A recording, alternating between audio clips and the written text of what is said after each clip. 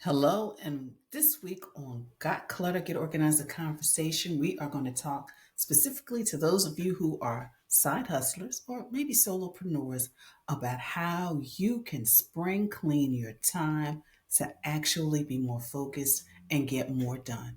So make sure you stay tuned.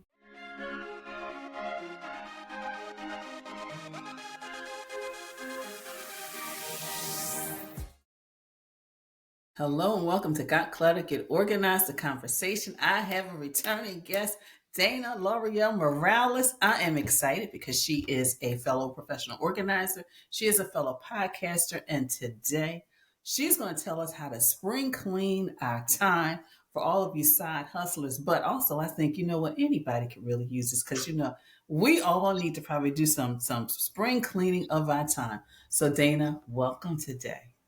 Thank you so much. I love coming, talking with you. Talk all day. So, our first question is what made you decide to really kind of focus on that side hustler? Because that's not something a lot of people do, and there's so many people doing it. And, people got side hustles. We all got a side hustle. Yep. You have to now, Days. really. You have to. You have to.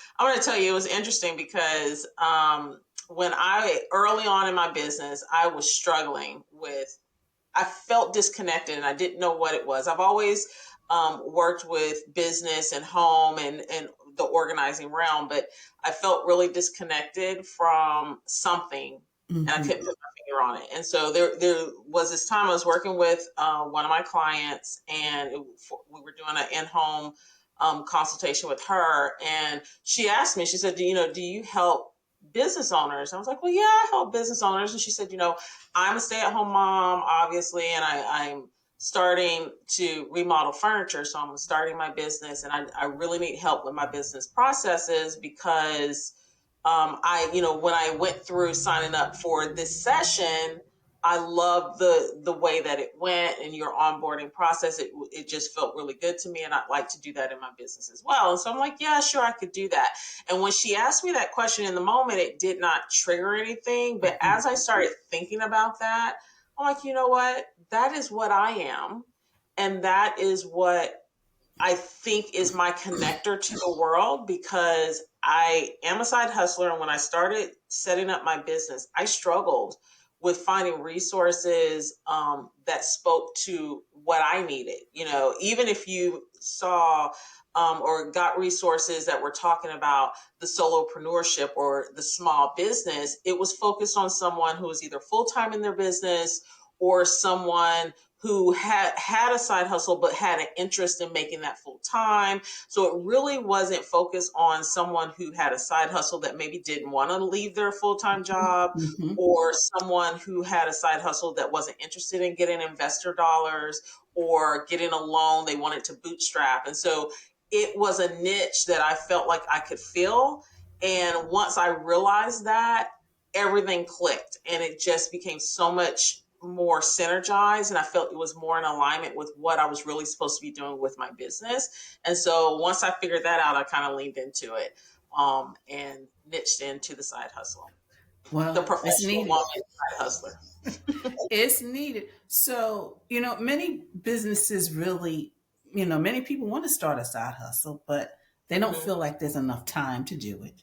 So, what's the first thing they should do maybe to really look at their schedule, their calendar and say, okay, I got to make room for this? How should they go about that approach?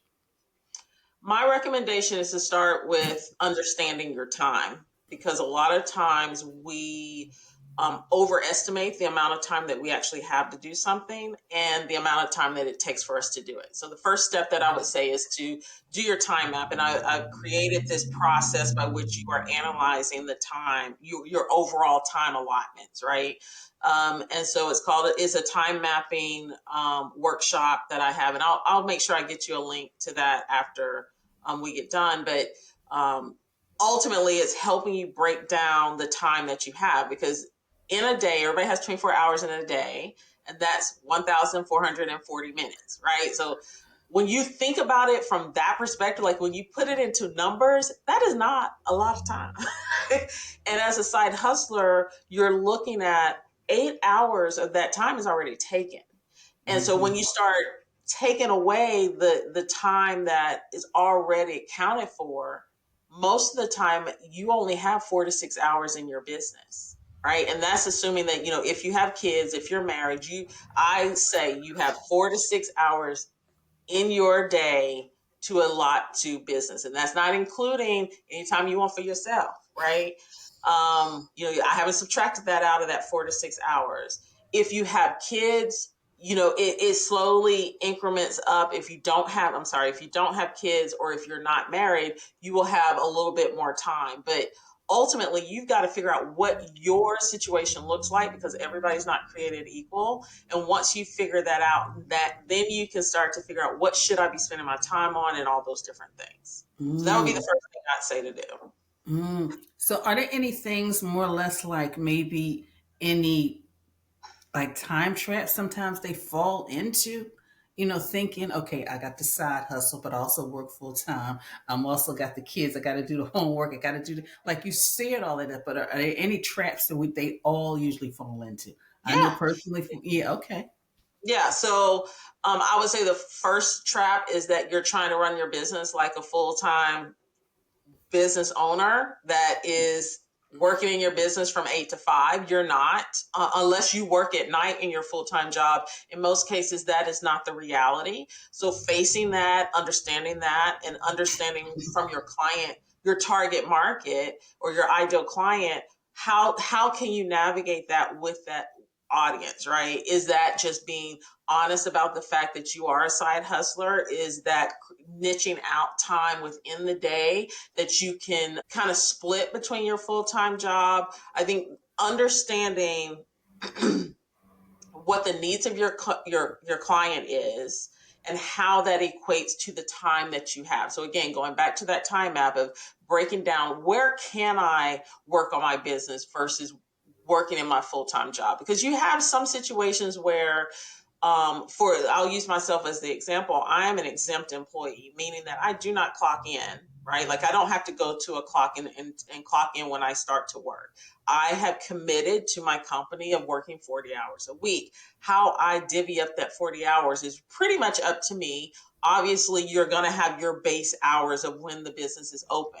So that's when I tend to try to do majority of my work. But if I have a client that I really need to work with, we can't find any other times. Could I take an hour from the day, a lot to that, but then give that hour back to my company, my full-time job at a later time in the day, or skip lunch or do something like that? Absolutely. But it's important for you to understand what that looks like and what is allowed, because what we don't want to do is double dip, right? Or Mm, jeopardize our full-time job because we're over here trying to do something with our side hustle, and now we're stealing, right? We're stealing the time from someone else who's already paying for it. So those are some things that you just need to think about and navigate. That's one of the biggest, I think, gotchas that I see with side hustlers, is just trying to figure out, okay, I am not a full-time business. How can I serve my client but also do what I need to do in life? I think also navigating the home life scenario with your side hustle is difficult, especially if you have kids, or if you have a spouse. I think the age ranges there will have a big impact, right? So when my daughter was smaller, I had to do a lot more explaining why mommy's not able to snuggle, or why we can't do these things right now and give me 10 minutes. They don't understand time. So that looked completely different than it does now, where she's a preteen and she don't want anything to do with me. Like, she's over on her computer. So I have a lot okay. more time now than I did then. I Mm-hmm. think talking to, if you have a significant other, being honest with them about your time allotment, about your dedicated space of when you can work in your business. Most Mm-hmm. spouses are going to be very supportive about what it is you're trying to do. So it's, hey, I need an hour today, or on Thursdays, can you entertain the kids, or y'all fend for yourselves and give me this time to work in my business. So is understanding your true scenario and the way Mm-hmm. that your environment is set up and what you need in all areas of your life. And then again, applying that using your time map to say, okay, I've got my baseline of what I need to do, But that can be variable, obviously, because each week is going to be different. But you have a baseline that you can adapt to or make everything fit into within your schedule. And I like what you're saying. And I was, as you were talking, I was thinking about a conversation I had with a client where, she does event planning. And so I told her, I says, you know what, she's working full time, but of Mm-hmm. course she wants to transition to this when she retires in a couple of Mm-hmm. years. And she was just telling me about all the things that are going on, in this new year. And I'm thinking, you need a calendar, you need some. I mean, she's got a couple of weddings, she's got a family retreat, in addition to her own husband's retirement. Mm-hmm. And so with someone like that who, they are really kind of juggle it, and you've already alluded to it, is there a structure in regards to my day and my week that they should at least implement in the beginning? Like, okay, you need to Mm-hmm. set this amount of time aside, and it has to be flexible, like you said, Mm-hmm. you are allowed. But is there like some kind of just structure to juggle? But also, Dana, just for those of us who are in business, these tips are helpful because like we both have clients, we both have a podcast. You got family obligations, I got friend obligations. But how do we just structure it all? Because the other day I Mm-hmm. can tell you I got a little overwhelmed, and I just said, you know what, I'm going in the kitchen and need a cook. Right, right. You got listen. Hug yourself. That's what I had to like. There's a lot going on. A lot happening. So yes, besides the time map situation, I Hmm. think Hmm. that's a layer. Hmm. Obviously, you want to. Well, I'll just say one of my number one rules is to have a centralized calendar. Number one rule, because that's kind of another one of those mistakes that I see is that I'm one person. I may have, obviously you just named a lot of the things that I have in my life. That's like five different things, five, six different things, right? I don't need Yeah. five, six different calendars. I need to know I am one person. So I need to have a centralized place where I can see everything that's happening because that will prevent double booking. That will prevent me saying I can handle something when I forgot, oh, I already committed to these things over in this part of my life. And I'm not saying that you have to have everything in the one calendar natively, but that you want to make sure that if, for example, I have my scheduler that I use for my business, that feeds to my master calendar, right? And Hmm. then if I have my full-time job responsibilities, if that's feeding either A, that's feeding to my master calendar, or my master calendar can layer on top of that calendar. Because I know that some, you know, enterprise organizations will not allow you to send certain information outside or connect to. So Hmm. you got Hmm. to come up with a system by which you can see what is impacting your day to day, especially if you are navigating the shared time situation where you're doing some stuff at lunch or making up time and doing things like that. You want to make sure that you're seeing things across both systems. And so what this allows you to do, number one, I am big on using filler time and a whole bunch of other stuff. And so I have the ability to use my cell phone to be able to tap into any of the things that I have going on and see them at a glance and know if I'm trying to schedule something else, hold on, let me go in and see what's on my calendar where I can fit you in. On my calendar, I have a layer for my time map. I have a layer for my scheduler. I have a layer for my full-time job. So I can turn them on and off at will, but I can also have them all on at the same time, color coded to see, okay, yes, I can do this at this time. And it will block it. So for some calendars, it allows for two-way syncing.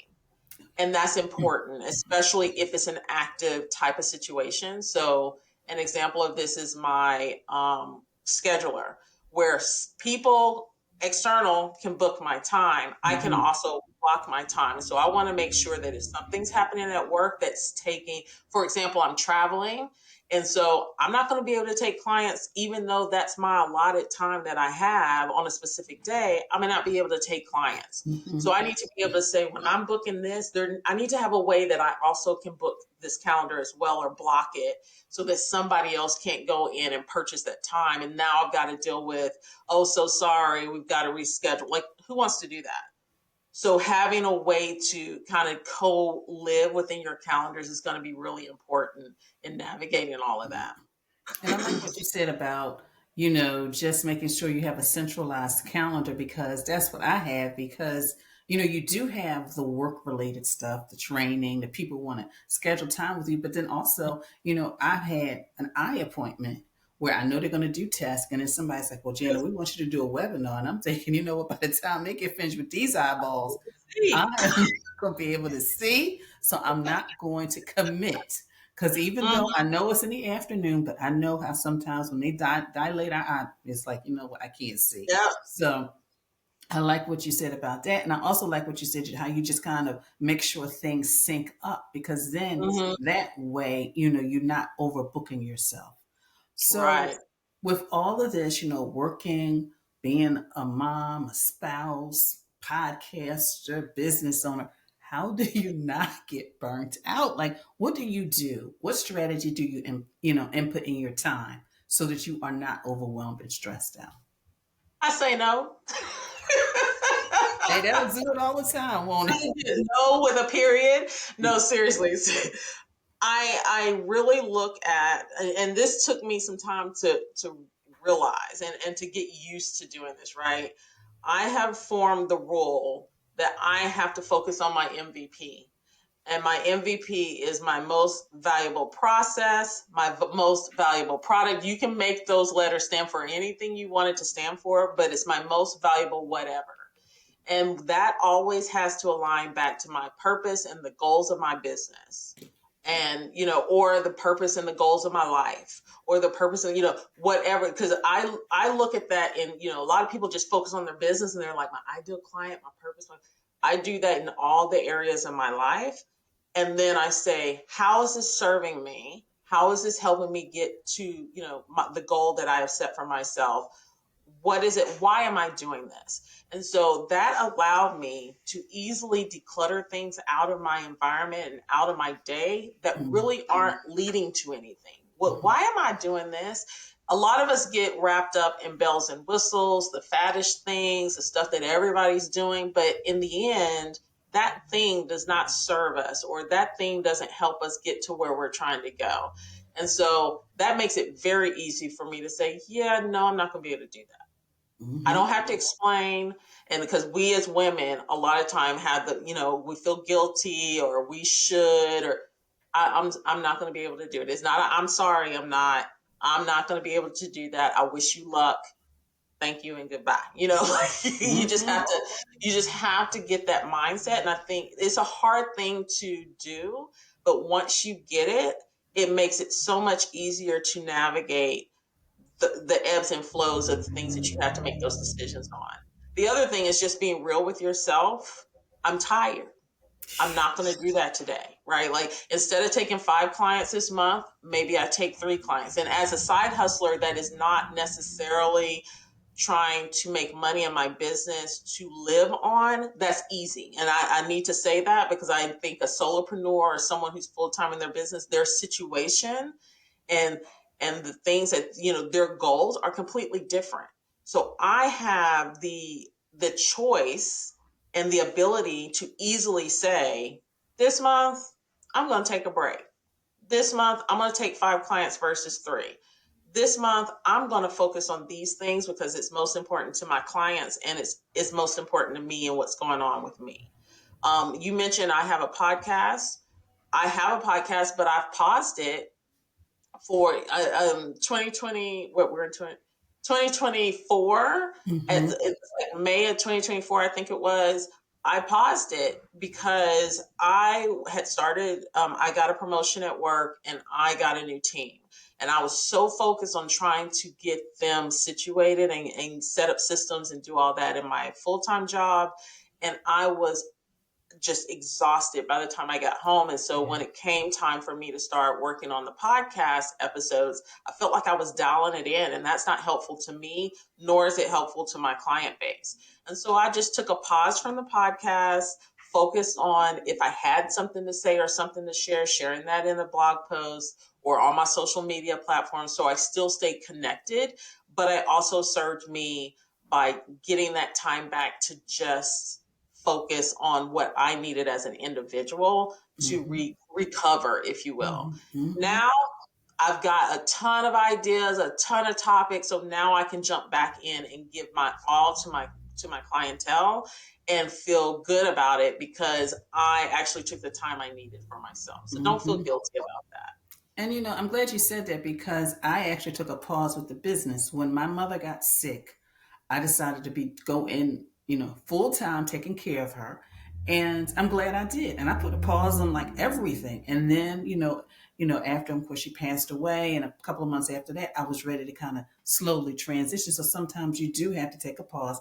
I love when you said no because sometimes people do come to us and ask us things, and you have to really look at, is this part of what I want to do? Is this part of my mission? The visions, the goals. Because I remember somebody wanted me to be a part of a board, and it was a great organization, but it was like, first of all, something I never really had personal experience with.